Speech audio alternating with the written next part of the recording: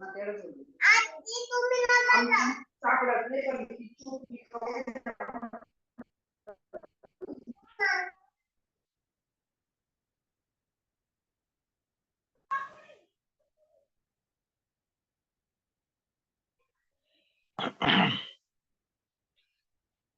या अगोदर आपण जी चर्चा केली होती चर्चेच्या माध्यमातून असं ठरवलं होतं की BLLB 5th इयरच्या मुलांचे जे काही एक्झाम आहे, तर या एक्झामच्या अनुषंगाने आपण काही ठराविक प्रश्नांची चर्चा या ठिकाणी जी आहे ती करू.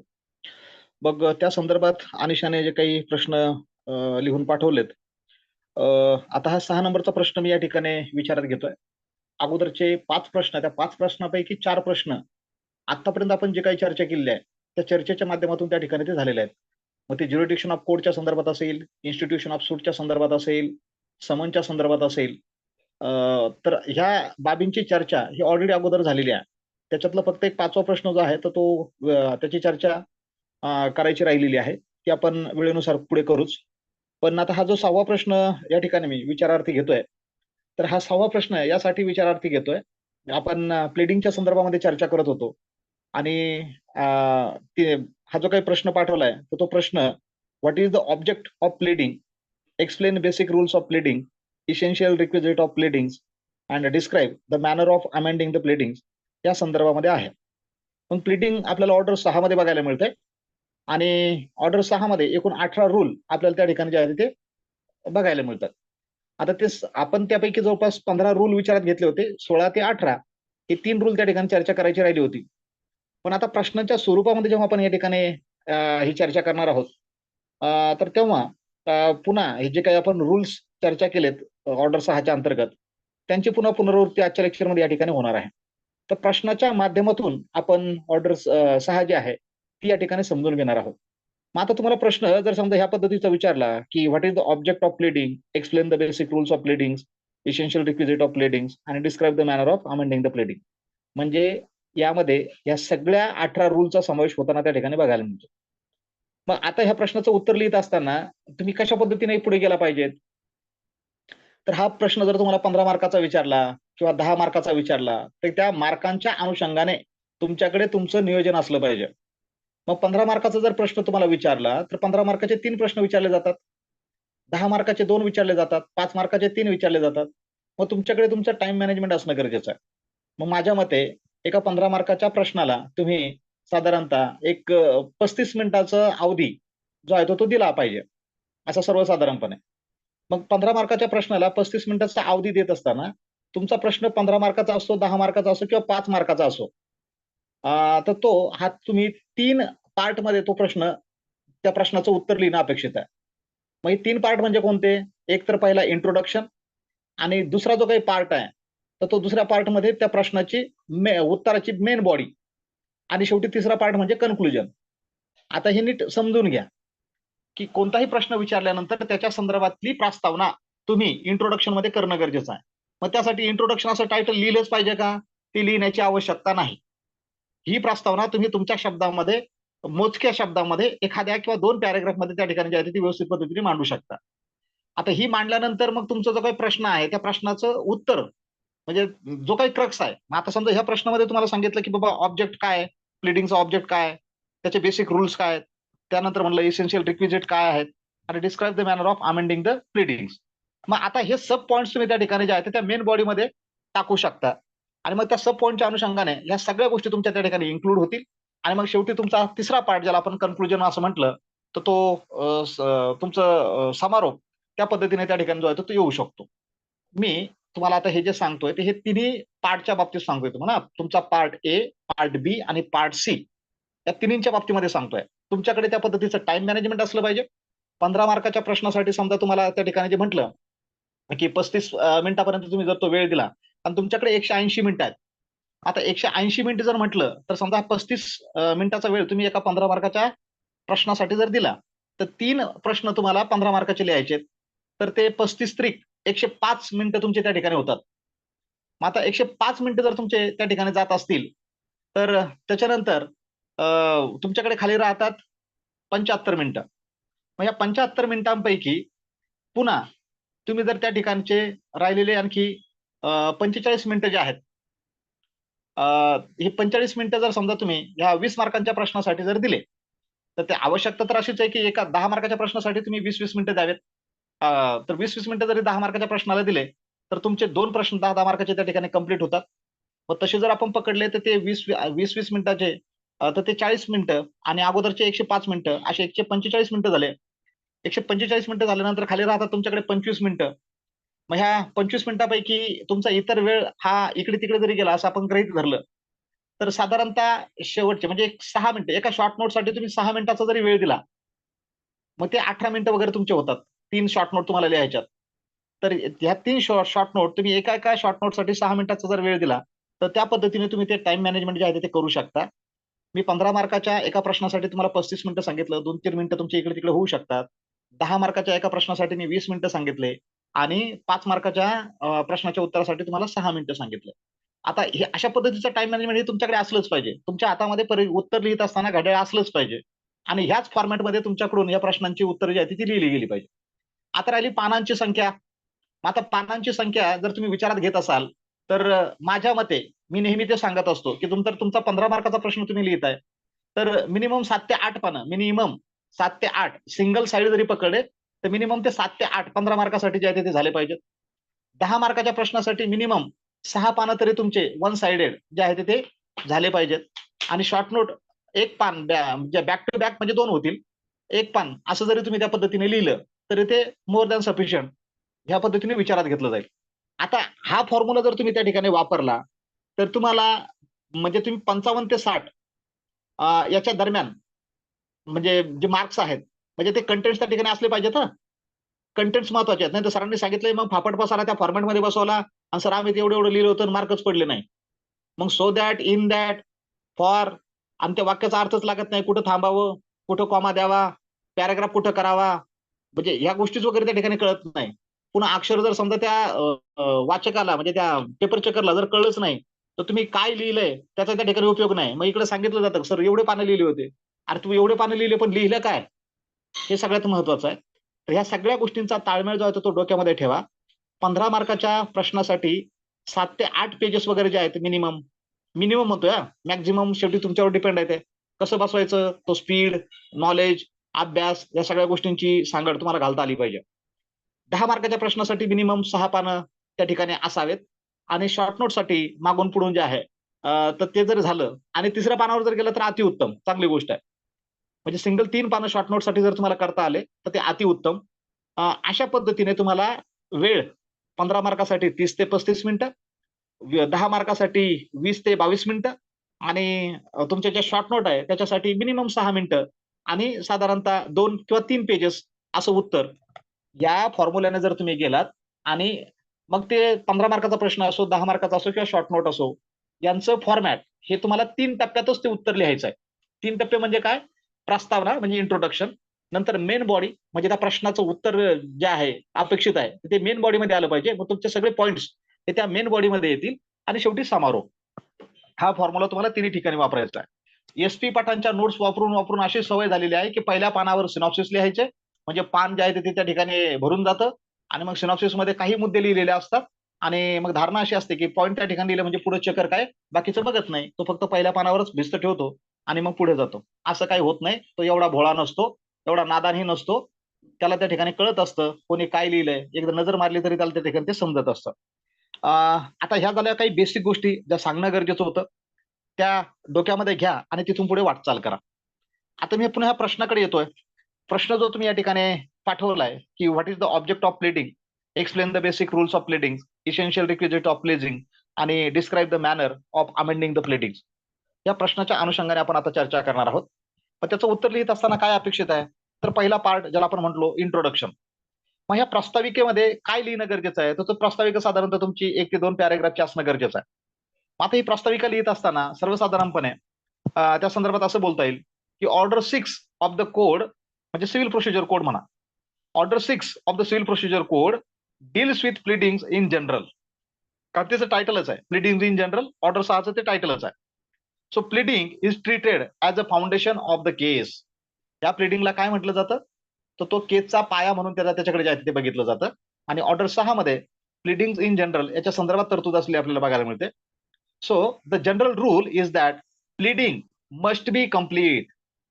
वादकथन जे आहे ना, हे कसं असावं, तर ते परिपूर्ण असावं, पूर्ण असावं. However a party can obtain leave from the court to file additional pleadings.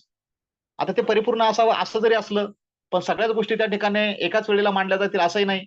मग अशा वेळेला पार्टी कोर्टाकडून परवानगी मागून त्या प्लीडिंग मध्ये अमेंडमेंट करण्याची परवानगी जी आहे ते घेऊ शकते आणि यथायोग्य पद्धतीची दुरुस्ती ही त्याच्यामध्ये जी आहे ते नंतर करू शकते.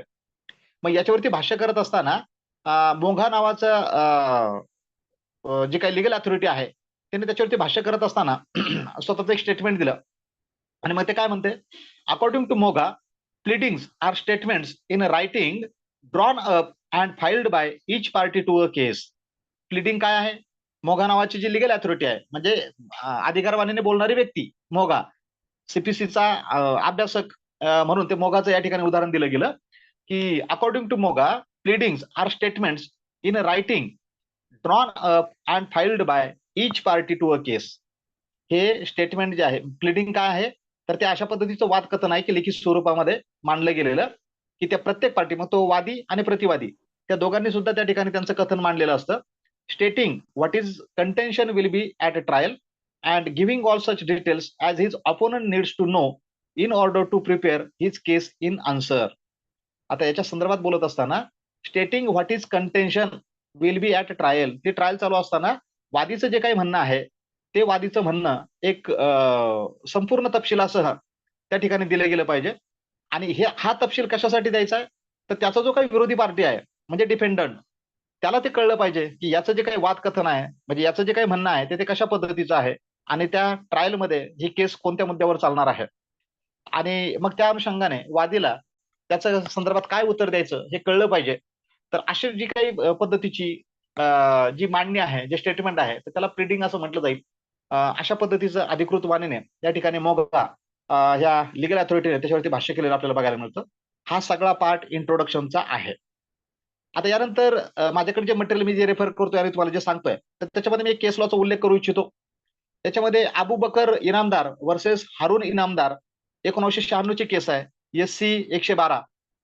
या केसमध्ये त्या संदर्भात बोलताना म्हटलं, the pleadings are the foundation of the case. बघा मी काही केसचा पण उल्लेख करतोय, जर शक्य असेल ज्यांना कोणाला म्हणजे पॉसिबल असेल मी जे काही बोलतोय त्या गोष्टींचे पॉइंट्स जर नोट डाऊन करता आले, मी आज हा एकच प्रश्न घेणार आहे आणि त्याच्यावरती भाष्य करतोय मी. मग त्या अनुषंगाने जर तुम्हाला काही नोंदी घेता आल्या तर त्याचा उपयोग तुम्हाला होऊ शकतो. यानंतर साधारणतः 10-15 प्रश्न या विषयाच्या अनुषंगाने जे तुमच्या दृष्टीने तुम्ही जे मला पाठवलेत त्यापैकी जे योग्य वाटत असतील ते प्रश्नांची बी चर्चा ही ह्या पद्धतीने करणार आहे. हा, तर मग आता ही चर्चा करत असताना जर तुम्हाला नोट डाऊन काही करता आलं तर ते तुम्ही करावं, ही माझी अपेक्षा आहे. शेवटी तो प्रश्न तुमचा आहे, तुम्ही कोणत्या परिस्थितीमध्ये ते काय घेता आणि कशा पद्धतीने करता हे तुमचं तुम्ही ठरवायचा. बघा आता ह्या केसचा मी जो उल्लेख केला, ह्या केसमध्ये सुप्रीम कोर्टाने जे मत नोंदवलं, सुप्रीम कोर्ट असं म्हणतं, pleadings are the foundation of the case. No amount of proof can substitute pleadings which are the foundation of the claim of a litigating party. Supreme कोर्टाने मत नोंदवत असताना असं म्हटलं, प्लीडिंग हे हा जो आहे तो केसचा पाया आहे आणि मग तुमचा प्रूफ किती जरी असला तरी तुमचा प्रूफ हा प्लीडिंगला पर्याय होऊ शकत नाही. मग हा तुमचा प्रूफ प्लीडिंगला पर्याय का होऊ शकत नाही, कारण प्लीडिंग मध्ये फक्त काय केलेलं असतं, फॅक्ट्स मांडलेले असतात. आपण जेव्हा पुढे आणखी रूलच्या संदर्भात चर्चा करू त्यावेळेला आपण त्याच्यावरती भाष्य करणारच आहे मी. कारण तुमच्या प्लीडिंग मध्ये त्या ठिकाणी फक्त काय असतं, फॅक्ट्स मांडलेले असतात, लॉ आणि इव्हिडन्स सांगायचा नसतो. हा आपण नियमाच्या माध्यमातून लक्षात घेतला. आणि मग या ठिकाणी त्याच्यावरती भाष्य करत असताना तुमचं सुप्रीम कोर्ट म्हणतं की no amount of proof can substitute pleadings which are the foundation of the claim of a litigant party. Litigant पार्टीच्या क्लेमचं, हक्क मागणीचा तो त्या ठिकाणी पाया आहे. आणि मग म्हणून अशा पद्धतीचा असणारा पाया तुम्ही त्या ठिकाणी त्याला दुसरा पर्याय जो आहे तो देऊ शकत नाही. एवढं हे महत्व या प्लीडिंगचं असलेलं तुम्हाला या ठिकाणी बघायला मिळतं. आता मी ही जी काही चर्चा केली तर ह्या प्रश्नाचं फक्त इंट्रोडक्शन म्हणून तुम्हाला त्या ठिकाणी विचारात घेता येईल.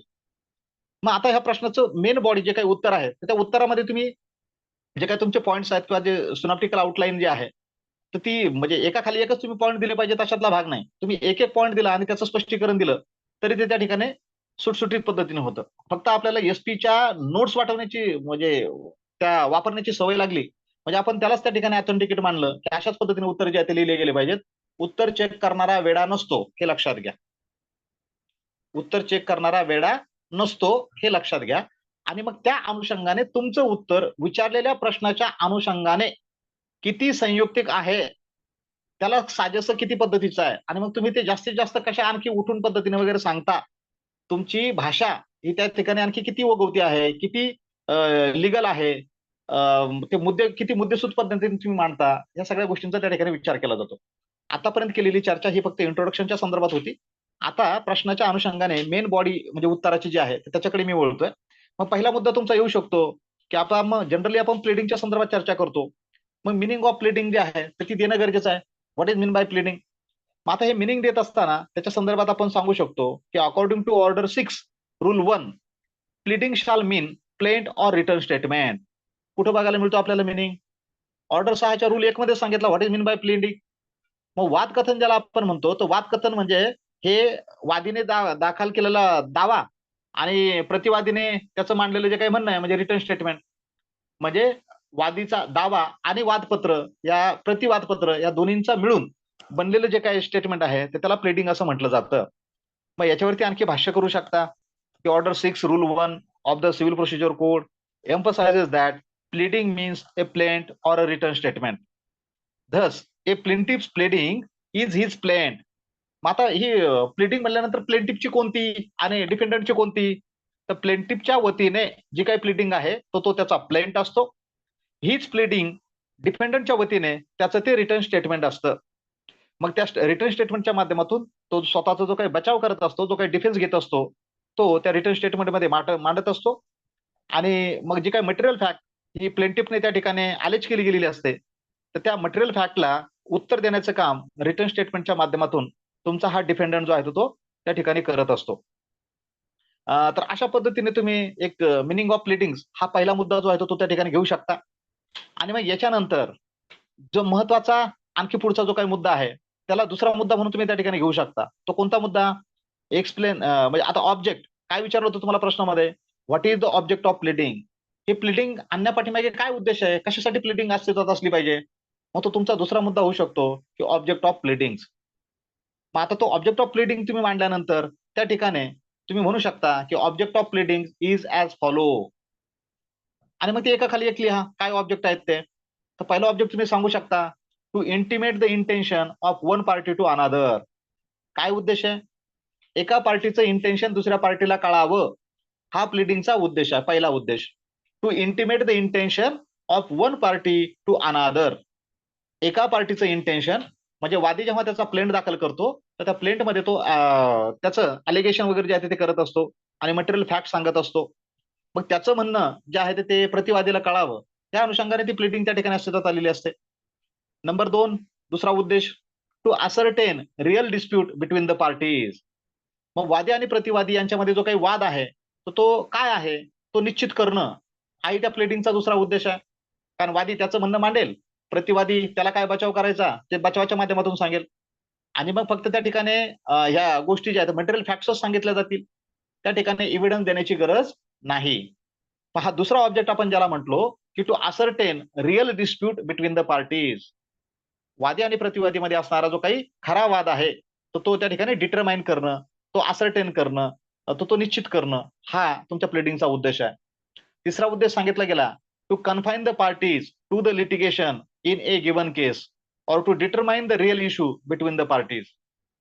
म्हणजे आता तिसरा उद्देश सांगितला गेला, ज्या काही पार्टीज आहेत तर त्यांना त्या लिटिगेशनशी काय करणं, खिळून ठेवणं किंवा त्या लिटिगेशनशी त्या दाव्याशी त्यांना धरून ठेवणं, किंवा to determine the real issue between the parties, किंवा पार्टीच्या दरम्यान असणारे जे काही वादमुद्दे आहेत ते वादमुद्दे निश्चित करणं, हा ह्या प्लीडिंगचा उद्देश आहे.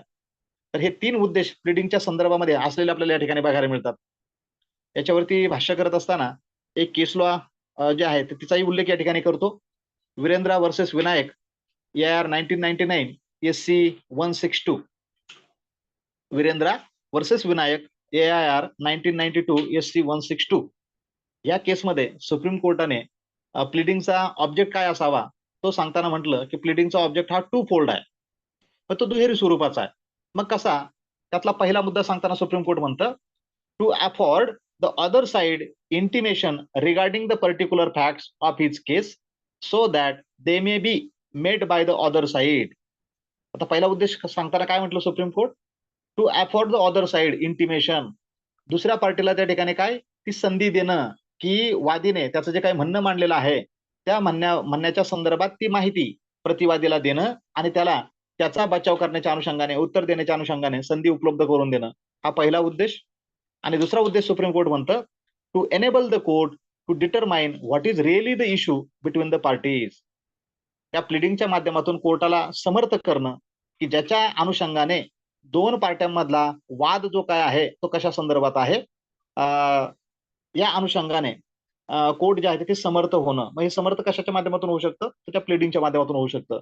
तर अशा पद्धतीने आपण पहिला मुद्दा मिनिंग म्हणून बघितला, दुसरा मुद्दा ऑब्जेक्ट म्हणून बघितला, ऑब्जेक्टच्या अनुषंगाने केस लॉची सुद्धा चर्चा केली.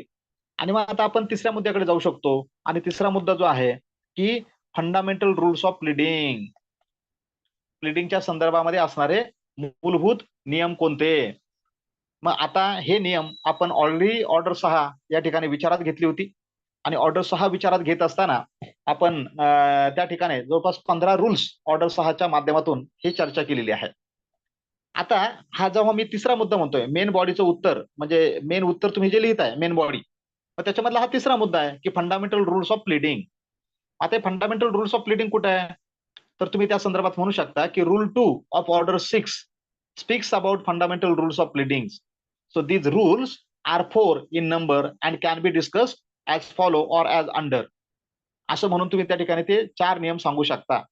मग हे 4 नियम कुठे बघायला मिळतात? Order 6 rule 2. ऑर्डर 6 रूल 1 मध्ये काय बघितलं आपण? मिनिंग ऑफ प्लिडिंग बघितला.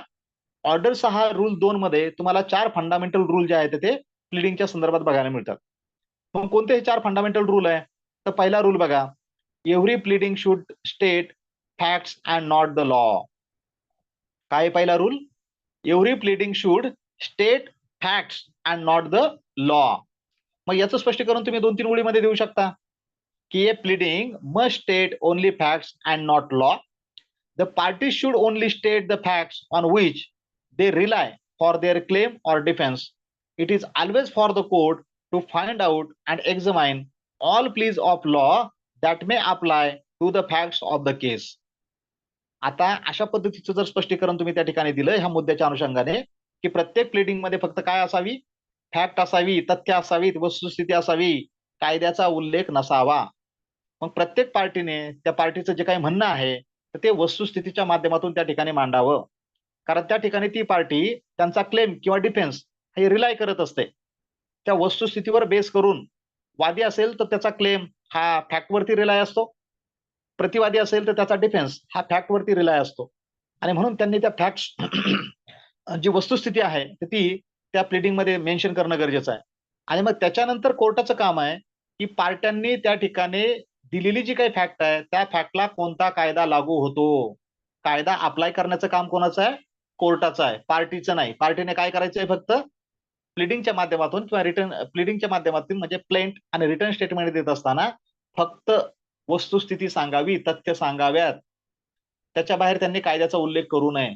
कायदा अप्लाय करण्याची जबाबदारी असेल कोर्टाची. म्हणून हा पहिला नियम तुम्हाला लक्षात घ्यायचा आहे. त्यानंतर दुसरा नियम तुम्ही सांगू शकता, the fact stated should be material facts. ज्या काही फॅक्ट सांगितल्या जातील ना प्लिडिंग मध्ये तर त्या कशा असाव्यात? त्या असाव्यात मटेरियल फॅक्ट्स. मग त्याचं स्पष्टीकरण तुम्ही आणखी पुढे करू शकता 2-3 ओळीमध्ये. The fundamental rule of pleading is that every pleading shall contain only a statement of material facts on which party relies for his claim or defence. The expression material facts has not been defined in the code. आता material fact कशाला म्हणायचं हे CPC मध्ये कुठं सांगितलं नाही. मग प्लेंटिफने त्याच्या दाव्यामध्ये त्या ठिकाणी मटेरियल फॅक्ट सांगितल्या पाहिजेत. डिपेंडंटने त्याचा बचाव करत असताना त्याने त्याच्या म्हणजे ज्याच्यावरती त्याचा बचाव डिपेंड आहे तर तो बचाव हा मटेरियल फॅक्ट वरती असला पाहिजे. प्रश्न हा निर्माण होतो मटेरियल फॅक्ट कशाला म्हणायचं? तर मटेरियल फॅक्ट तुमच्या काही सीपीसी मध्ये सांगितले गेले नाहीत. पण मग जनरली मटेरियल फॅक्ट कशाला म्हणायचं? त्याच्यावर तुम्ही आणखी म्हणू शकता की generally material facts are those upon which the plaintiff's cause of action or the defendant's defence depends. मग मटेरियल फॅक्ट कशाला म्हणायचं? तर कॉज ऑफ ऍक्शन, प्लेंटिफचं कॉज ऑफ ऍक्शन जे आहे ना की दावा दाखल करण्यास कारण की हे दावा दाखल करायला जे काही कारण आहे तेच कारण मटेरियल फॅक्ट होय. लक्षात घ्या, कशाला म्हणायचं मटेरियल फॅक्ट? मग material facts are those upon which the plaintiff's cause of action or the defendant's defence depend. प्रतिवादीचा बचाव ज्याच्यावर अवलंबून आहे किंवा वादाचं कारण ज्याच्यावर अवलंबून आहे त्याला मटेरियल फॅक्ट्स असं म्हटलं जाईल. आपण दुसरा नियम विचारात घेतोय. फंडामेंटल 4 रूल्स आहेत. 4 रूल कुठे बघायला मिळतात? ऑर्डर 6 रूल 2 मध्ये बघायला मिळतात. मग पहिला रूल आपण बघितला, every pleading should state facts and not law. दुसरा रूल आपण विचारात घेतोय, the fact stated should be material facts. ज्या काही फॅक्ट सांगितले गेले असतील त्या मटेरियल फॅक्ट असाव्या. मग मटेरियल फॅक्ट कशाला म्हणाव्या? सीपीसीने काय डिफाईन केल्या नाहीत. मग वादीचा वाद कारण ज्या गोष्टीवर डिपेंड असेल ते किंवा प्रतिवादीचा बचाव ज्याच्यावर डिपेंड असेल त्यांना मटेरियल फॅक्ट्स असं म्हटलं जाईल. किंवा दुसऱ्या शब्दात जर आणखी त्या ठिकाणी म्हणायचं म्हटलं तर material facts are those facts which must be proved in order to establish the existence of a cause of action or defence. काय म्हणतात दुसऱ्या शब्दामध्ये मटेरियल फॅक्ट कशाला म्हणायचं? तो which must be proved in order to, ज्या गोष्टी त्या ठिकाणी काय करता आल्या पाहिजे? सिद्ध करता आल्या पाहिजे. कशासाठी? जो काही कॉज ऑफ ऍक्शन आहे तो सिद्ध करण्याच्या अनुषंगाने त्या फॅक्ट्स एक तर सिद्ध करता आल्या पाहिजेत किंवा जो डिफेन्स आहे त्या डिफेन्सच्या अनुषंगाने त्या फॅक्ट सिद्ध करता आल्या पाहिजेत. मग त्या ठिकाणी फक्त मटेरियल फॅक्ट सांगाव्यात, एव्हिडन्स किंवा लॉ सांगायचा नसतो. किती रूल बघितले आपण? 6च्या रूल 2 मध्ये 2 रूल बघितलेत. पहिला बघितला, every pleading should state facts and not the law. दुसरा रूल बघितला, the fact stated should be material facts. आता याच्यानंतर ऑर्डर 6 आणि रूल 2 मध्ये तिसरा फंडामेंटल रूल जो सांगितला तर तो pleading should not state the evidence. बघा काय म्हटलंय? Pleading should not state the evidence. त्या प्लीडिंग मध्ये पुरावा मेन्शन करायची गरज नाही. मग त्या प्लीडिंग मध्ये फक्त काय असावं? स्टेटमेंट आणि फॅक्टच असाव्यात. त्या ठिकाणी फॅक्टच्या अनुषंगाने एव्हिडन्स देण्याची गरज नाही. मग त्याच्यावरती काय कॉमेंट करता येईल? So it is also one of the important rules of pleadings that it must state only material facts but not evidence by which they are to be proved. मग या नियमाच्या अनुषंगाने तुम्ही सांगू शकता की प्लीडिंग मध्ये फक्त मटेरियल फॅक्ट सांगितले गेले पाहिजेत आणि तो एव्हिडन्स की ज्याच्या माध्यमातून त्या फॅक्ट्स प्रूव्ह केल्या जातील तो सांगण्याची गरज नाही. म्हणजे तुमच्या प्लीडिंग मध्ये लॉ पण सांगायचा नसतो आणि एव्हिडन्स पण सांगायचा नसतो. ज्या एव्हिडन्सच्या माध्यमातून मटेरियल फॅक्ट प्रूव्ह केल्या जातील फक्त तुम्हाला मटेरियल फॅक्ट सांगायच्यात. कोणत्या एव्हिडन्सच्या माध्यमातून प्रूव्ह केल्या जातील तो एव्हिडन्स त्या ठिकाणी सांगायचा नाहीये. So thus according to rule 2 sub rule 1 every pleading shall contain and contain only, keep in mind, every pleading shall contain and contain only a statement in a concise form of the material facts on which the party pleading relies for his claim or defense as the case may be, but not the evidence by which they are to be proved. Rule 2 order 6चा rule 2 sub rule 1 मध्ये अशा पद्धतीचं statement तुम्हाला जे आहे ते बघायला मिळतं. प्लीडिंग मध्ये फक्त आणि फक्त जे काही स्टेटमेंट आहे मटेरियल फॅक्टचं ते पण कन्साइज फॉर्म मध्ये असलं पाहिजे आणि ज्याच्यावरती पार्टी त्या ठिकाणी रिलाय आहे मग तो पार्टीचा कॉज ऑफ ऍक्शन असेल किंवा त्याचा क्लेम असेल किंवा प्रतिवादीचा डिफेन्स असेल त्याच गोष्टी त्या ठिकाणी ज्या आहेत त्या मांडल्या गेल्या पाहिजे आणि त्याच्या अनुषंगाने त्या कशा प्रूव्ह केल्या जातील हा एव्हिडन्स त्या ठिकाणी सांगण्याची गरज नाही. आता यानंतर पुढे फॅक्ट्स 2 प्रकारच्या असतात हे आपल्याला लक्षात घेणं गरजेचं आहे. मग कशा पद्धतीच्या? तर त्या फॅक्ट्स तुम्हाला 2 पद्धतीच्या सांगताना म्हटलं गेलं, फॅक्टा प्रोबंडा आणि दुसरी जी आहे तर ती फॅक्टा प्रोबन्शिया. 2 पद्धतीच्या फॅक्ट आहेत. एक फॅक्टा प्रोबंडा आणि दुसरी जी आहे तर फॅक्टा प्रोबन्शिया. मग पहिली जी सांगितली तुम्हाला फॅक्ट प्रोबंडा तर त्याचा अर्थ होतो that is facts required to be proved, म्हणजे ज्याला आपण मटेरियल फॅक्ट असं म्हणतो. फॅक्टा प्रोबंडा म्हणजे काय? That is facts required to be proved, म्हणजे अशा पद्धतीची वस्तुस्थिती की जी प्रूव्ह करणं आवश्यक आहे, ती सिद्ध करणं गरजेचं आहे, अशा पद्धतीच्या मटेरियल फॅक्ट्सला. आता फॅक्ट प्रोबंडा म्हणजे काय? मटेरियल फॅक्ट म्हणजे अशी जी काही तथ्य आहेत की जी तथ्य त्या ठिकाणी सिद्ध करावी लागणार आहेत त्यांना म्हणायचंय फॅक्टा प्रोबंडा. आणि दुसरी फॅक्ट जी सांगितली गेली facta probantia, the facts by means of which they are to be proved, म्हणजे फॅक्टा प्रोबन्शियाला आपण एव्हिडन्स असं म्हणू शकतो. अशी तथ्य की जी इव्हिडन्सच्या माध्यमातून म्हणजे पुराव्याच्या माध्यमातून ज्या आहेत त्या सिद्ध केल्या जाऊ शकतात. तर फॅक्टा प्रोबन्शियाला आपण इव्हिडन्स म्हणू शकतो आणि फॅक्टा प्रोबंडाला आपण त्या ठिकाणी मटेरियल फॅक्ट असं म्हणू शकतो. आता ही जी काही प्लीडिंग आहे ते प्लीडिंग मध्ये काय असलं पाहिजे, that pleading should contain the former but not the latter. म्हणजे तुमच्या प्लीडिंग मध्ये फॅक्टा प्रोबंड असली पाहिजे, म्हणजे मटेरियल फॅक्ट असले पाहिजे, आणि तुमच्या प्लीडिंग मध्ये इव्हिडन्स नसला पाहिजे. याच्या संदर्भात एक केस लॉ आहे, ती केस लॉ विचारात घेऊया. शेषाद्री वर्सेस पाई 1969 ची केस आहे. या केसमध्ये म्हटलं, in an election petition the plea that cars were used by the successful candidate for the purpose of conveyance of voters contrary to the act must be stated in the pleadings since it is a material fact, facta probanda. आता तुम्हाला ही जी काही केस आहे ना, या केसमध्ये तुम्हाला फॅक्टचे जे काही दोन प्रकार आपण चर्चा केली ते तुम्हाला या ठिकाणी बघायला मिळतात.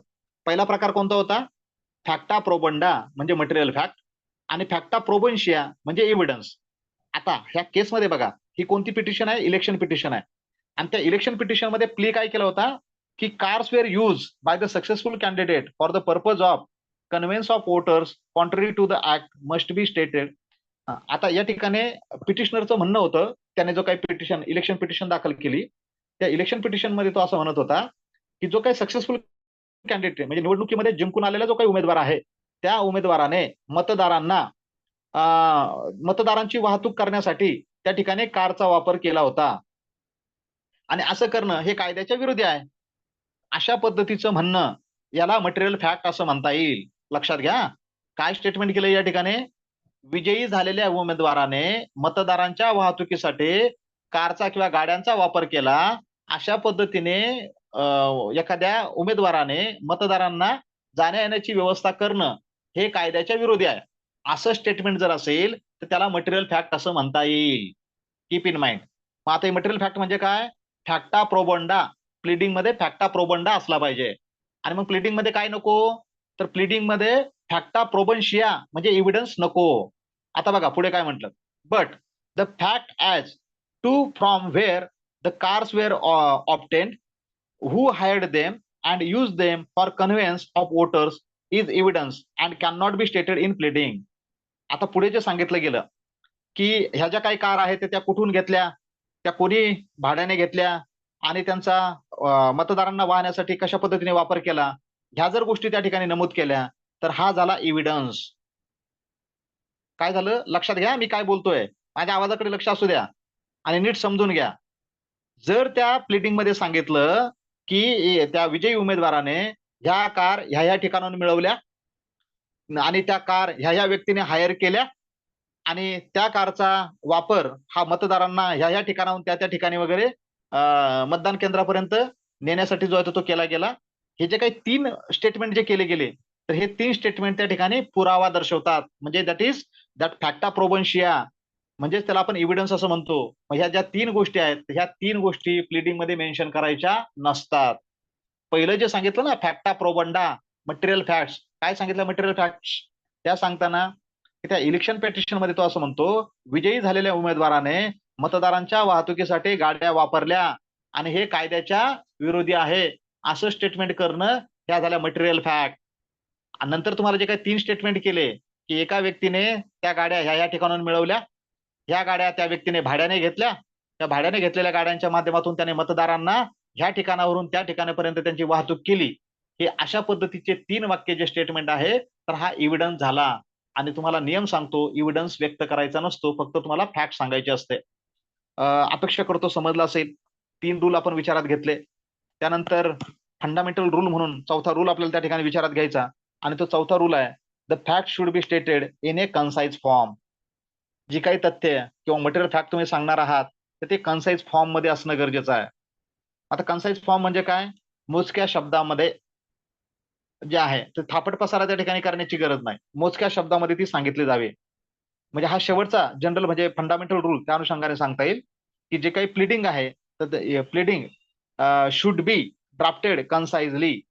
The material fact should be stated precisely and coherently. तुमच्या मटेरियल फॅक्ट कशा असाव्यात?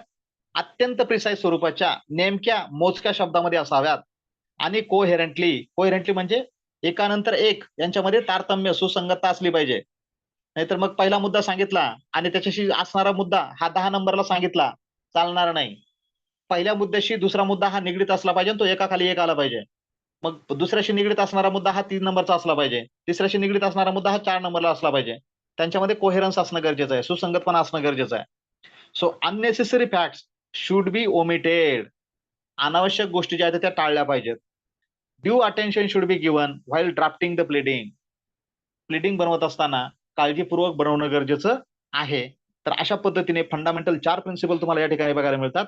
ऑर्डर 6 रूल 2 आणि त्या ऑर्डर 6 रूल 2च्या सब रूल 2 मध्ये तुम्हाला ज्या आहेत किंवा ऑर्डर 2 मध्ये म्हणजे ऑर्डर 6 आणि रूल 2 मध्ये तुम्हाला ह्या 4 फंडामेंटल रूल्स विचारात घ्यायचे. पहिला आपण बघितला की every pleading should state facts and not the law. दुसरा रूल बघितला the fact stated should be material facts. तिसरा रूल बघितला pleading should not state the evidence. आणि चौथा बघितला the fact should be stated in concise form. तर आता आपण या ठिकाणी what was the object of the pleading, explain the basic rules of pleading या बाबींची चर्चा केली. आणि त्याच्यानंतर तिसरा मुद्दा होता तुमच्या प्रश्नामध्ये की इसेन्शियल रिक्विजिट ऑफ प्लीडिंग, म्हणजे आता याच्या व्यतिरिक्त असणारे इतर रूल. आणि शेवटी जो आहे तर शेवटी जे आहे तर ते describe the manner of amending the pleadings, त्याची चर्चा म्हणजे रूल 17 आणि 18 हा आपल्याला त्या ठिकाणी विचारात घ्यायचा. ठीक आहे. आता मला वाटतं या ठिकाणी याचा जो प्रश्न आहे मोरेचा प्रश्न आहे की केस लॉची समरी किती द्यावी लागेल. आता ते किती द्यावी लागेल म्हणजे मुद्द्याच्या अनुषंगाने तुम्ही ते 2-3 वाक्यामध्ये जरी लिहिली ती केस तर ती सफिशियंट आहे. सायटेशन तुम्ही पूर्णच लिहावं हेही अपेक्षित नाही. जर तुम्हाला आठवत नसेल की तर त्यावेळेला ते पूर्ण सायटेशन तुम्ही लिहिणं हे गरजेचं नाही. किंवा in one of the case it was held that, जर ते आठवतच नसेल तर लिहिलेलं चांगलं, पण चाटा मारू नका. ज्या ठिकाणी आपल्याला रूल निश्चित माहित नाही ना, मग त्या ठिकाणी तो विनाकारण चुकीचा रूल नंबर टाकू नका. पण अंडर ऑर्डर तरी त्या आपल्याला क्लिअर माहित असाव्यात. आणि ज्या ठिकाणी निश्चित माहिती आहे ना आपल्याला की ह्या रूल मध्ये असं असं म्हटलंय, तर निश्चित त्या रूलचा नंबर टाका. छाती ठोकपणे ज्या वेळेला माहित असेल त्यावेळेला. पण कन्फ्युज असताना गोंधळून जाऊ नका. आणि त्यावेळेला त्या ठिकाणी लिहिताना ऑर्डर 6च्या अंतर्गत असणाऱ्या एका रूलमध्ये अशा अशा पद्धतीची गोष्ट मेन्शन केली आणि ती या ठिकाणी नमूद करणं गरजेचं आहे. अशा पद्धतीचं म्हणून तुम्ही तिला मेन्शन करू शकता. म्हणून जी काही तुमची कायद्याची भाषा आहे त्याच भाषेमध्ये उत्तर लिहावं हे अपेक्षित नाही. फक्त कंटेंट्स ते असावे. भाषा तुमची असली तरी चालते. इन्ग्रेडियंट लॉचे असावेत आणि भाषा तुमची असली तरी चालते. ह्या गोष्टी ज्या आहेत ते लक्षात घ्या. आता ऑदर रिक्विजिट जे म्हटलं गेलं तर त्या संदर्भात आता इतर जे काही प्रिन्सिपल्स आहेत तर ते प्रिन्सिपल्स या ठिकाणी आपण विचारात घेऊ शकतो. मग ते प्रिन्सिपल्स म्हणजे आता काय लक्षात घ्यायचंय बघा. ऑर्डर 6 मध्ये तुम्हाला एकूण 18 रूल्स आहेत. मग या 18 रूलच्या अनुषंगाने वेगवेगळ्या गोष्टी त्या ठिकाणी येत आहेत. तर त्यांचा उल्लेख हा तुम्ही त्या ठिकाणी करणं गरजेचं आहे. मग साधारणतः माझ्या पुढे असणाऱ्या मटेरियलच्या माध्यमातून जवळपास तुम्हाला 13 गोष्टी त्या ठिकाणी सांगितल्या गेल्या. मग 13 नंबर एकाखाली एक जे दिले गेलेत त्यांचा ऑर्डर आणि सबरूल किंवा रूल आणि सबरूल ही संख्या हा क्रमांक वेगवेगळा असू शकतो. पण ते एकाखाली एक मांडल्यात. मी तुमच्या पुढे फक्त त्यांचं वाचन करतो. म्हणजे तुम्ही फक्त त्या समजून घ्याव्यात. त्याच सिक्वेन्सनी त्याच सिरियलने त्या आल्या पाहिजेत असं अपेक्षित नाही. फक्त ज्या अत्यावश्यक गोष्टी आहेत त्या तुम्ही त्या ठिकाणी मांडाव्यात. त्या एकाखाली एक मांडाव्यात.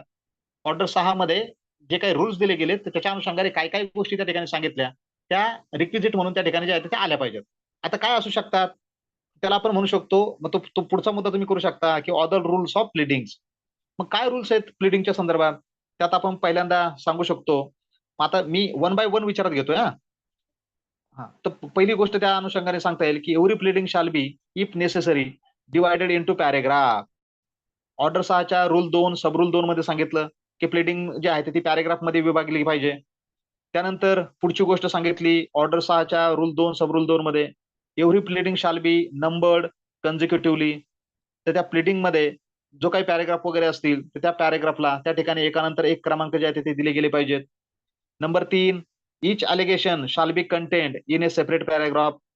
तर त्या वादीचं किंवा प्रतिवादीचं जे काही म्हणणं असेल तर जे काही अलिगेशन म्हणजे ते वादीने केलेलं असेल किंवा प्रतिवादीने त्याचा बचाव केलेला असेल तर तो हा सेपरेट सेपरेट पॅरेग्राफ मध्ये केलेला असणं गरजेचं आहे. एकाच पॅरेग्राफ मध्ये सगळेच अलिगेशन करून चालणार नाही. एका एका अलिगेशन साठी तुम्ही एक एक पॅरा जो आहे तो वापरावा. हे ऑर्डर 6 रूल 2 सब रूल 2 मध्ये सांगितलेलं तुम्हाला बघायला मिळतं. नंतर number 4 dates sums and numbers shall be expressed in a pleading in figures as well as in words. Order 6 rule 2 सबरूल 3. त्या सबरूल 3 मध्ये काय सांगितलं, जर तारखा असतील, त्याच्यानंतर रकमा असतील, आकडे असतील, तर हे तुम्ही फिगरमध्ये पण सांगावे आणि शब्दामध्ये पण सांगावे. म्हणजे ते संख्येमध्ये पण सांगावेत आणि शब्दामध्ये पण सांगावेत. हे आपल्याला ऑर्डर 6च्या रूल 2 सबरूल 3 मध्ये बघायला मिळालं. नंतर 5वी गोष्ट तुम्ही सांगू शकता, where misrepresentation, fraud, breach of trust, wilful default or undue influence is pleaded in the pleadings, particulars with date and items should be stated. मग जर समजा त्या प्लेडिंग मध्ये मिसरिप्रेझेंटेशनचा उल्लेख असेल, फ्रॉडचा उल्लेख असेल, ब्रीच ऑफ ट्रस्टचा उल्लेख असेल, विलफुल डिफॉल्टचा उल्लेख असेल, अनडू इन्फ्लुएन्स असेल, तर अशा वेळेला त्या प्लेडिंग मध्ये त्याच्या संदर्भातल्या पर्टिक्युलर डेट ज्या आहेत किंवा त्याचे आयटम जे आहेत तर ते मेन्शन केले पाहिजेत. हे कोणत्या रूल मध्ये सांगितलं, तर रूल 4 मध्ये सांगितलं. ऑर्डर 6च्या रूल 4 मध्ये सांगितलं. त्यानंतर पुढची 6वी गोष्ट काय सांगितली, no performance of a condition must be specifically and expressly pleaded. No performance of condition म्हणजे ती जी काही कंडिशन आहे तर ती स्पेसिफिकली आणि एक्सप्रेसली जी आहे ती त्या ठिकाणी ही प्लेड जी आहे ती केली गेली पाहिजे. म्हणजे non performance of a condition must be, म्हणजे ती कंडिशन परफॉर्म जर करायची नसेल तर त्या संदर्भामध्ये स्पेसिफिकली आणि एक्सप्रेसली त्या वादकथनामध्ये ते प्लीड केलं गेलं पाहिजे. हे कुठं सांगितलं, ऑर्डर 6 रूल 6. नंतर 7वी गोष्ट सांगितली, without amendments new grounds of claim can not be raise in pleading. मग आता काही नवीन ग्राउंड म्हणजे अगोदर तुम्ही प्लीडिंग दाखल केली आणि मग तुम्हाला नंतर मागावून वाटलं की त्याच्यामध्ये आणखी काही ग्राउंड मेन्शन करणं गरजेचं आहे, मग असे काही ग्राउंड तुम्हाला नंतर इन्सर्ट करता येतील का, तर रूल 7 तुम्हाला असं म्हणतो, तुम्हाला जर असे नवीन ग्राउंड त्या ठिकाणी प्लीडिंग मध्ये आणायचे असतील तर त्यासाठी दुरुस्ती करावी लागेल. मग दुरुस्तीच्या संदर्भामध्ये काही तरतूद देण्यात आली ती तुम्हाला विचारात घ्यावी लागेल. आता याच्यानंतर तुम्हाला 8वी गोष्ट जी सांगितली गेली ती रूल 8च्या माध्यमातून सांगितली. त्यात काय म्हटलं गेलं, where a contract is alleged in any pleading then its denial by the opposite party is construed only as a denial in fact of the express contract alleged or of the matters of fact from which the same may be implied and not as a denial of the legality or sufficiency in law of such contract. ज्याच्या संदर्भात काल आपण चर्चा केली होती, जर समजा एका पार्टीने त्या ठिकाणी अलिगेशन केलं की कॉन्ट्रॅक्ट झालेला आहे आणि दुसऱ्या पार्टीने त्या ठिकाणी त्यातल्या काही फॅक्ट्स ह्या जर नाकारल्या असतील तर त्याचा अर्थ मग तो एक्सप्रेसली किंवा इम्प्लाइडली असा गृहीत धरला जाईल की मॅटर ऑफ फॅक्ट त्या ठिकाणी पार्टीने नाकारला, त्याची लिगॅलिटी, कॉन्ट्रॅक्टची लिगॅलिटी किंवा त्याची परिपूर्णता कायद्याच्या माध्यमातून नाकारली नाही, असं ऑर्डर 6चा रूल 8 म्हणत होता. त्याच्या संदर्भात आपण काल भरपूर चर्चा केलेली आहे. याच्यानंतर पुढचा मुद्दा जो सांगता येईल रूल 9च्या माध्यमातून, the contents of the document are to be stated as briefly as possible in the pleading. जे काही डॉक्युमेंटच्या संदर्भात जे काही वक्तव्य केलं गेलं असेल तर ते संक्षिप्त रूपामध्ये सांगणं गरजेचं आहे. Without setting out the whole or any part thereof unless the precise words of the document or any part thereof are material. म्हणजे ज्या वेळेला इतर गोष्टींची आवश्यकता नसेल तर ते संक्षिप्त रूपामध्ये त्या ठिकाणी डॉक्युमेंटच्या संदर्भात वर्णन असणं गरजेचं आहे आणि आवश्यकता असेल तर डिस्क्रिप्टिव्ह वर्णन आणखी जास्तीचं जे आहे ते दिलं जाऊ शकतं.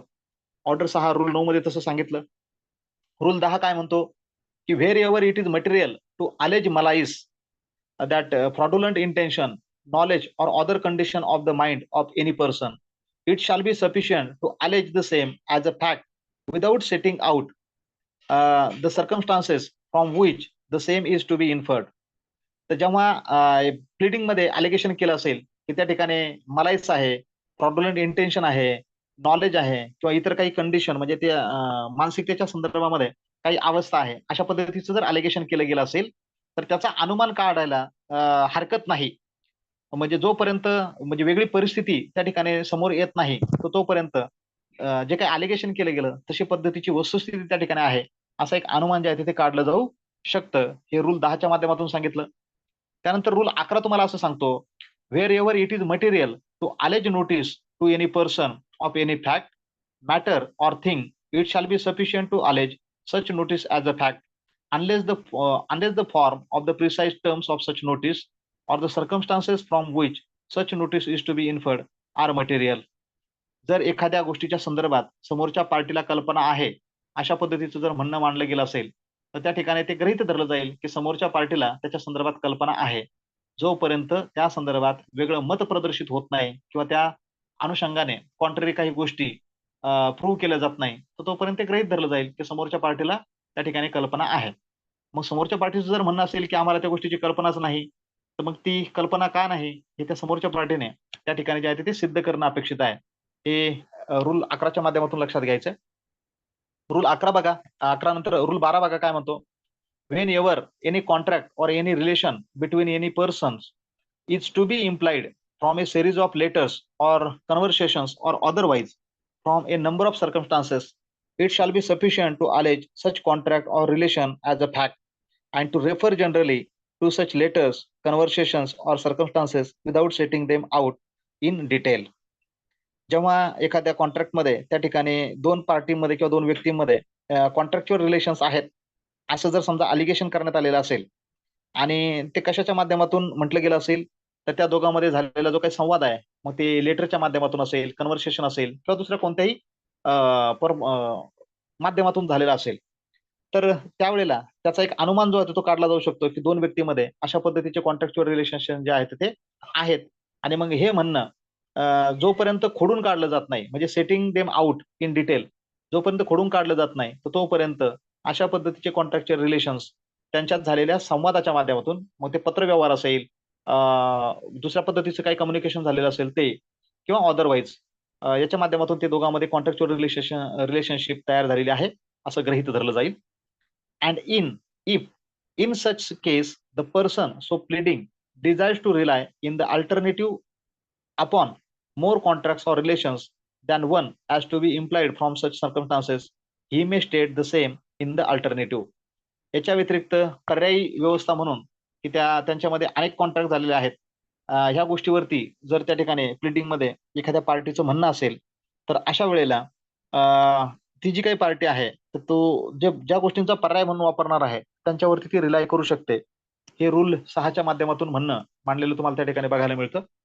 आणि मग याच्यानंतर पुढचा जो काही मुद्दा सांगितला गेला, तर तो पुढचा मुद्दा आहे की neither party need in any pleading alleges any matter of fact which the law presumes in his favor or as to which the burden of proof lies upon the other side unless the same has first been specifically denied.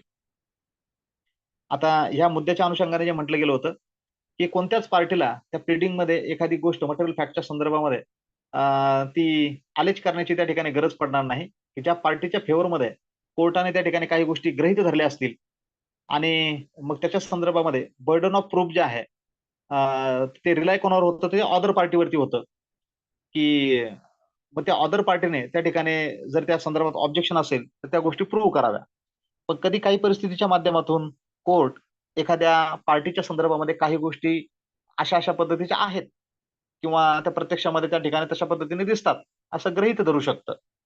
मग कोर्टाने एखाद्या पार्टीच्या संदर्भामध्ये काही गोष्टी अशा अशा पद्धतीच्या आहेत असं जर गृहीत धरलं, कोर्टाच्या ह्या गृहीताला जर समोरच्या पार्टीने ऑब्जेक्शन घेतलं, तर त्या समोरच्या पार्टीची ती जबाबदारी असेल की ते ऑब्जेक्शन प्रूव्ह करण्याची.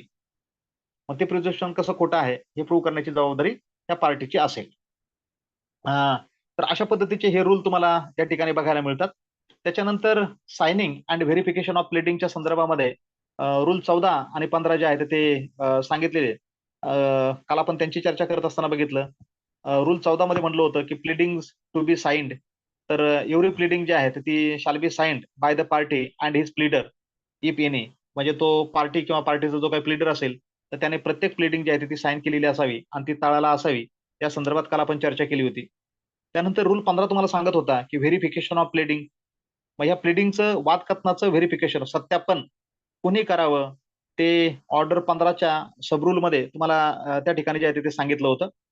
मग त्या संदर्भामध्ये तुम्हाला 4 रूल बघायला मिळाले होते 15 मध्ये. त्यात म्हटलं गेलं होतं की save as otherwise provided by any law for the time being in force, every pleading shall B verified at the foot by the party or by one of party pleading or by some other person proved to the satisfaction of the court to be acquainted with the facts of the case.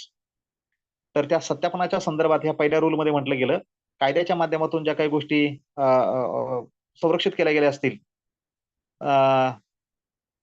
तर त्या अनुषंगाने किंवा त्या वगळून being in force every pleading, तर प्रत्येक pleading जे आहे म्हणजे कायद्याच्या माध्यमातून जर काही प्लीडिंग सत्यापन करणं गरजेचं नाही असं जर सांगितलं असेल तर त्या वगळून बाकी सर्व प्लीडिंग काय केल्या पाहिजेत, व्हेरीफाईड केल्या पाहिजेत ऍट द फूट, मग त्या तळाला कोणी कराव्यात, the party or by any, by one of the party pleading, म्हणजे त्या पार्टीने मग किंवा दोन्हीपैकी कोणत्या तरी एका पार्टीने किंवा बाय सम अदर पर्सन किंवा दुसऱ्या कोणत्याही व्यक्तीने, पण तो व्यक्ती कोर्टाला त्या ठिकाणी पटला पाहिजे हा व्यक्ती त्या फॅक्टशी कोण आहे तो परिचित आहे, आणि म्हणून मग त्या व्यक्तीने सुद्धा त्या फॅक्टच्या संदर्भात सत्यापन करावं असं जर कोर्टाला वाटलं तर तो व्यक्ती त्या ठिकाणी ते सत्यापन करू शकतो. दुसरा नियम सांगितला, the person verifying shall specify by reference to the number paragraphs of the pleadings what he verifies of his own knowledge and what he verifies upon information received and believed to be true.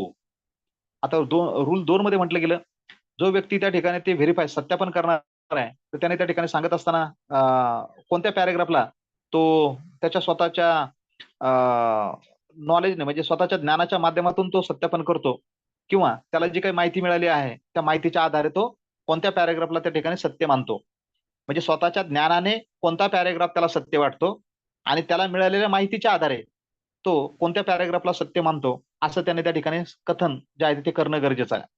त्यानंतर तिसरा नियम त्या संदर्भात सांगतो, the verification shall be signed by the person making it and shall state the date on which and the place at which it was signed. तर आता ही facts किंवा ही pleading सत्यापन करणाऱ्या व्यक्तीने त्या ठिकाणी काय केलं पाहिजे, त्यांनी तारीख मेन्शन केली पाहिजे, त्या तारखेबरोबरच त्याने त्या ठिकाणी कोणत्या ठिकाणी त्याने हे सत्यापन केलं तर ते त्याची सही असावी, तारीख असावी आणि कोणत्या ठिकाणी त्याने सत्यापन केलं त्याचा उल्लेख असावा. त्यानंतर चौथा नियम ऑर्डर म्हणजे रूल 15चा सब रूल 4 असं सांगतो, the person verifying the pleading shall also furnish an affidavit in support of his pleading. त्याचं जे काही म्हणणं आहे त्या म्हणण्याच्या समर्थनार्थ त्याने शपथपत्र सादर केलं पाहिजे. रूल 15 मध्ये तुम्हाला ह्या गोष्टी त्या ठिकाणी बघायला मिळतात. त्यानंतर रूल 16 जो आहे तर तो रूल 16 तुम्हाला स्ट्रायकिंग आउट प्लीडिंग याच्या संदर्भामध्ये बोलतो. मग ह्या प्लीडिंग स्ट्रायकिंग आउट करणं म्हणजे नेमकं काय करणं, त्या खोडून टाकणं.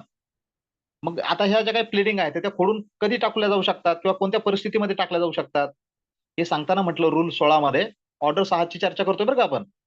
रूल 16 मध्ये तुम्हाला म्हटलं, the court may at any stage of the proceedings order to be struck out or amended any matter in any pleading. मग एखाद्या प्लीडिंग मध्ये अमेंडमेंटच्या माध्यमातून ज्या काही गोष्टी त्या ठिकाणी आणल्या गेलेल्या असतील तर त्या कोर्ट फोडून टाकू शकतं. कोणत्या कारणावरून, खाली बघा कारण सांगितले. पहिलं कारण सांगितलं, which may be unnecessary, scandalous, frivolous or vexatious. तर जी प्लीडिंग अनावश्यक वाटते, स्कॅन्डलस वाटते, क्षुल्लक स्वरूपाची वाटते किंवा वेळखाऊ स्वरूपाची वाटते, ती अशी प्लीडिंग न्यायालय फोडून टाकू शकतं. Number 2, which may tend to prejudice, embarrass or delay the fair trial of the suit. दाव्याची जी काही फेअर ट्रायल आहे तिच्याशी पूर्वग्रह दोषितपणा निर्माण होऊ शकतो, एम्बारेस किंवा तिचा उशीर होऊ शकतो किंवा त्याच्या संदर्भात गोंधळ निर्माण होऊ शकतो. अशा पद्धतीची जर प्लीडिंग असेल तर ती सुद्धा स्ट्रायकिंग आउट केली जाऊ शकते. Number 3, which is otherwise an abuse of the process of the court, किंवा ती प्लीडिंग कोर्टाच्या प्रक्रियेचा गैरवापर करते. त्या 3 कारणाने ती प्लीडिंग स्ट्राईक आउट करण्याचा अधिकार न्यायालयाला आहे आणि हे रूल 16च्या माध्यमातून तुम्हाला लक्षात घ्यायचं आहे. याच्यानंतर रूल 17 ची चर्चा आपण करूया. रूल 17 मध्ये सांगितलं तुम्हाला अमेंडमेंट ऑफ प्लीडिंग्स. प्लीडिंग जी आहे ना ती प्लीडिंग त्याच्यामध्ये दुरुस्ती करता येऊ शकते का, तर रूल 17 ने सांगितलं प्लीडिंग मध्ये अमेंडमेंट करता येते. काय म्हणतो रूल 17 बघा, the court may at any stage of the proceedings allow either party to alter or amend his pleadings where it is necessary for the purpose of determining the real questions in controversy between the parties and where it is just to do so. तर rule 17 तुम्हाला असं सांगतो, कोणत्याही त्या प्रोसिडिंगच्या कोणत्याही पायरीला, कोणत्याही स्टेजला, कोणत्याही पार्टीला न्यायालय सांगू शकतं की ती प्लीडिंग अल्टर कर किंवा अमेंड कर, जर न्यायालयाला तसं करणं आवश्यक वाटलं. कोणत्या कारणासाठी, determining the real questions in controversy, वादाच्या संदर्भामध्ये असणारे जे काही प्रश्न आहेत ते निश्चित करण्याच्या अनुषंगाने, आणि हे न्यायाच्या अनुषंगाने असं करणं उचित आहे का, याची जर खात्री न्यायालयाला पटली तर न्यायालय प्रोसिडिंगच्या कोणत्याही स्टेजला कोणत्याही पार्टीला ती प्लीडिंग बदलण्याच्या संदर्भामध्ये सूचना करू शकते. आता असं सांगत असताना त्या ठिकाणी प्रोव्हिजो दिला आणि मग प्रोव्हिजोच्या माध्यमातून म्हटलं गेलं की provided that no application for amendment shall be allowed after the trial has commenced unless the court comes to conclusion that in spite of due diligence the party could not have raised the matter before the commencement of trial. आता प्रोव्हिजोच्या माध्यमातून म्हटलं गेलं हे अमेंडमेंटचं application कधी द्यावं. मग आता वर तर म्हटलं की कोणत्याही स्टेजला अमेंडमेंट करण्याची सूचना न्यायालय देऊ शकतं, पण ह्या परंतुकाच्या माध्यमातून म्हटलं गेलं त्या दुरुस्तीचं अप्लिकेशन जे आहे ते न्यायालय फक्त कधी अलाव करू शकतं, ट्रायल कमेन्स होण्याच्या अगोदर. आणि ट्रायल कमेन्स होण्याच्या नंतर सुद्धा न्यायालय अलाउड करू शकतं, पण न्यायालयाला त्या ठिकाणी पार्टीने ड्यू डिलिजन्स योग्य ती काळजी घेतली, पण काही कारणास्तव त्यावेळेला त्या पार्टीला तशा पद्धतीचं दुरुस्तीचं अप्लिकेशन करणं शक्य नव्हतं. हे जर पटलं तर न्यायालय त्याच्या पलीकडे सुद्धा वेळ देऊ शकतं.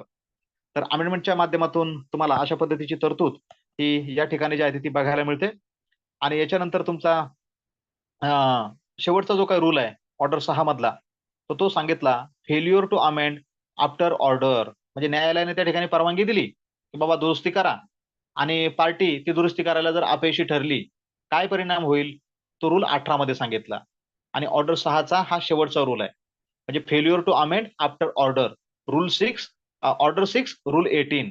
काय म्हटलं त्याच्यामध्ये बघा, if a party who has obtained an order for leave to amend does not amend accordingly within time limited for that purpose by the order, or if no time is thereby limited, then within 14 days from the date of the order he shall not be permitted to amend after the expiration of such limit times as aforesaid, or of such 14 days as the case may be, unless the time is extended by the court.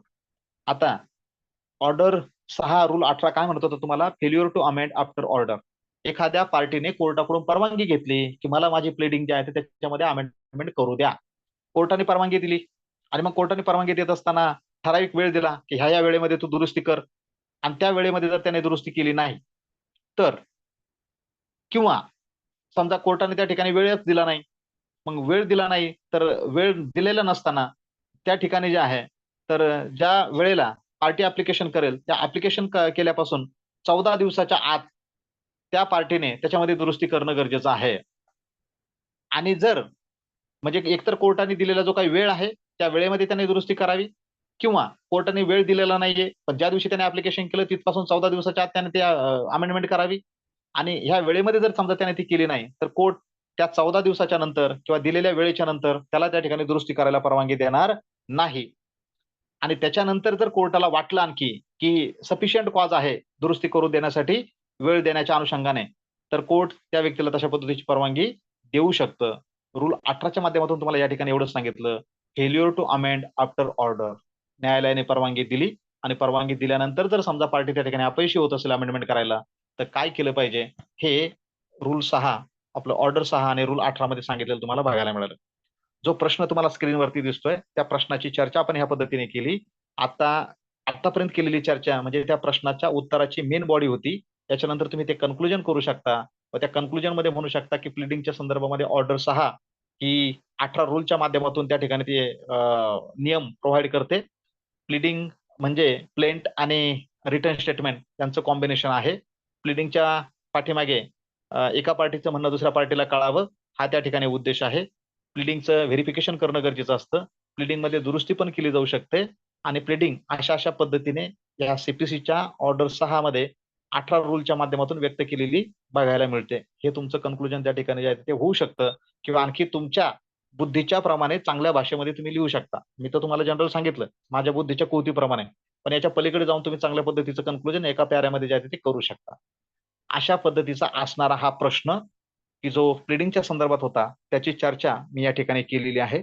अपेक्षा करतो काही प्रमाणात का होईना, सगळं नाही कळणार पण काही प्रमाणात का होईना या प्रश्नाच्या अनुषंगाने काय करणं गरजेचं आहे तेवढं आकलन ह्या चर्चेच्या माध्यमातून तुम्हाला झाला असेल असं या ठिकाणी गृहीत धरतो आणि आजचं लेक्चर या ठिकाणी थांबवतो. उद्या पुन्हा दुसरा एखादा प्रश्न घेऊन त्याच्यावरती चर्चा करू. कुणाच्या काही सूचना किंवा कॉमेंट्स असतील तर व्हॉट्सअपला तशा कळवा. आता मी त्या संदर्भात या ठिकाणी चर्चा करत नाही. सध्या थांबून घेतोय. उद्या जे आहे तर आपण दुसरा प्रश्न घेऊन त्या संदर्भात चर्चा करूया. ठीक आहे, थांबतो. धन्यवाद.